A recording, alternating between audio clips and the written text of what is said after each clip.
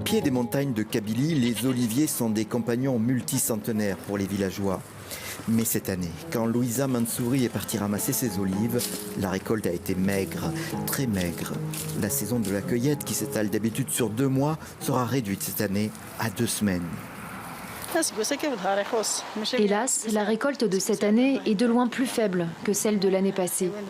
Dans notre village, il y en a même qui n'ont rien à cueillir. Ils reviennent sans rien. Cette pénurie d'olives se fait sentir aussi dans les huileries. Non loin de là, à Borné, Mahlouf Houssine travaille encore selon les méthodes traditionnelles. Il voit arriver des quantités très faibles dans son moulin. C'est dû à plusieurs raisons. En particulier, l'invasion de la mouche de l'olive, cet insecte ravageur qui a touché les arbres.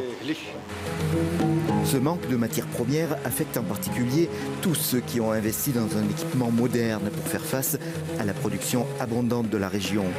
18 millions de litres la saison dernière selon les services de la wilaya de Tizi Ouzou. Ali Bellarbi pointe d'autres facteurs pour ce marasme. La baisse de la récolte est due à un phénomène climatique. Il y a la sécheresse et les incendies qui ont ravagé les champs. Il faut ajouter à cela la responsabilité des hommes. Il y a un manque d'entretien des oliviers, ce qui a été la cause de maladies. Certains moulins, comme l'huilerie de Bakhlia, près de Boumerdès, jouent la carte de la qualité, avec la volonté de développer l'exportation de ce produit recherché. Ils ont le soutien d'un expert, Samir Khani, qui organise le concours des meilleures huiles. Mais cette année, la pénurie est manifeste.